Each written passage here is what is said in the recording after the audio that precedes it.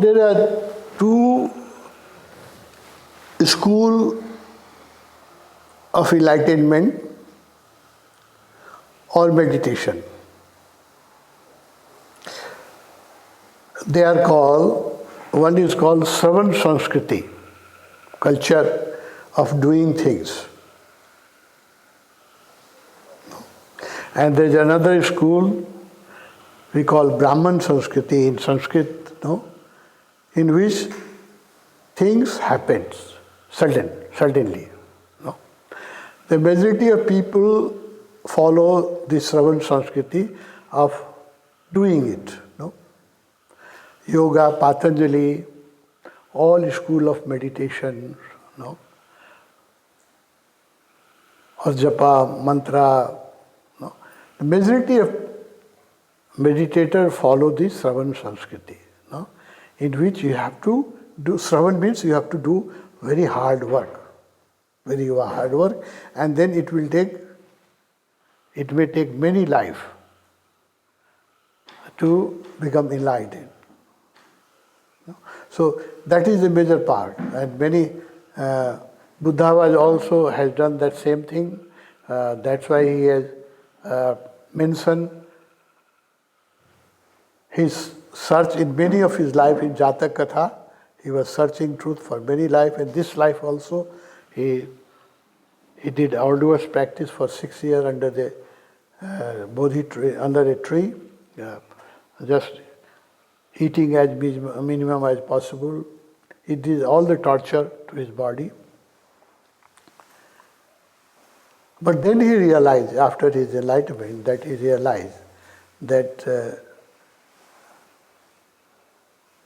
when he came back to Kapilvastu after his enlightenment, and Yashodhara asked this question, that whatever you have realized in under the Bodhi tree in Bodh Gaya, the truth, is it not here in your palace? Can't you realize the same truth in your palace? Or there is a different truth, a different realization under the tree and in the comfort of palace? Rabindranath had narrated this incident very beautifully. Buddha became very silent. He could not answer because he knew that the truth was there also in palace, and it could have been possible even to realize in the palace.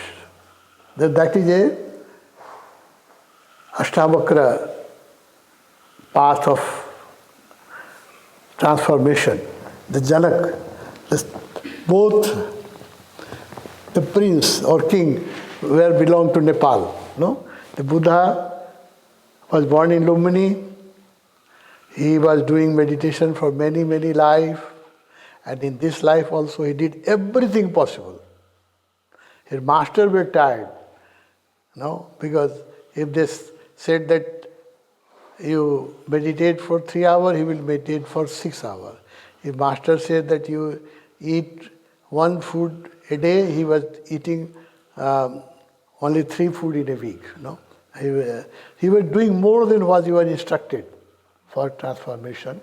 And his old picture is there. Then you might have seen it.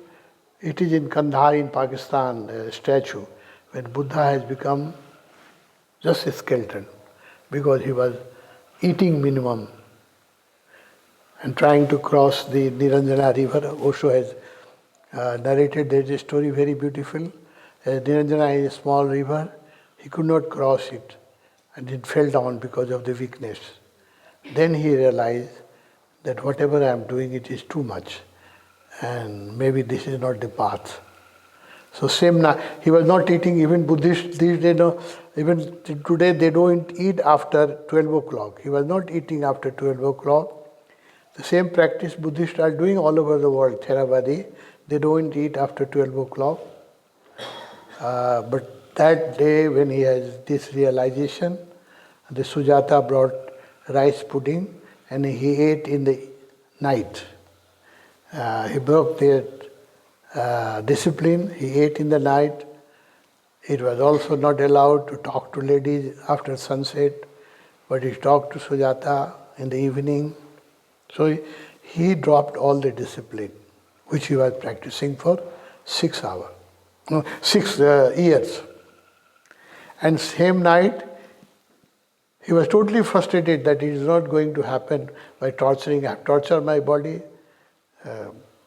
unnecessarily too much. He was following the Shravan Sanskriti.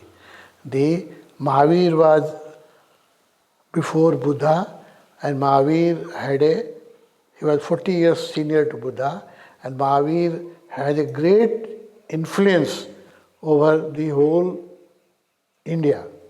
And his path was still, the Jaina, they practice all the hardship possible. No? They fast for 12 days, and they do all the hardship. They will not drink water even at night.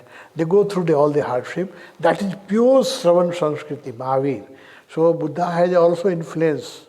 That time whole India was influenced by Mahavir, what just happened 40 years before. So Buddha was also practicing lots of hardship discipline, strict discipline. That night he ate rice pudding brought by a young lady. He was not, the Buddhists are not allowed to talk to a lady after sunset. He broke that discipline. He was not allowed to eat after 12 o'clock. He ate rice pudding at 12 o'clock in the evening and slept without meditation. That night he didn't meditate. He slept, he was totally frustrated that it is not going to happen, and he slept in a very relaxed mood, and there is no desire in the mind that I should become this or that. And the same morning he became enlightened. You know this story. So there is a two path, Atmo, there is a one path of doing. Majority of people follow that path. Yoga practice, mantra practice, odorous meditation, torturing the body, celibacy, not eating onion or not drinking tea, all those things I have done myself for many years, and I have tortured my body before meeting Osho. But there is another path also, path of understanding. The another king of Nepal, the one prince of Nepal has to go through that hardship to become enlightened, and the another king of Nepal, Janak, no? He was very fortunate that he met a guru like Ashtavakra and asked the question that how to be liberated. Katham Jnanam, how the wisdom will come. Katham Vairagya, how I will get detachment. Katham Nirvanam, how Mukti, Katham Mukti, Kasari unse Mukti, how I will become liberated. The most significant question, or three most important questions he asked to a 12-year boy, Ashtavakra, and who replied 20 sentences, 20 sutra. I had tried to read those 20 sutra, it takes less than 3 minutes. And within 3 minutes, the Janak become enlightened, just listening to the answer of Ashtavakra. So that is another path.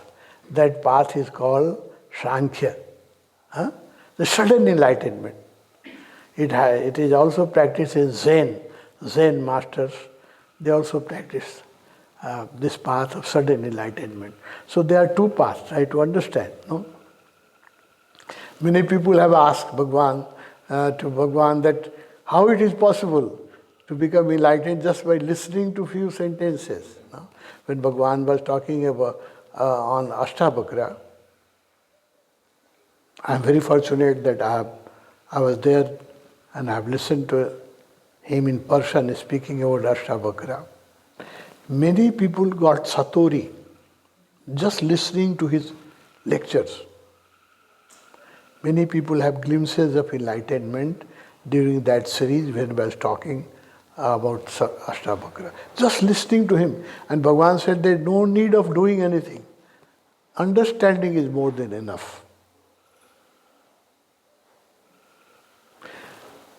The question was asked to Bhagwan, very interesting incident I will tell you.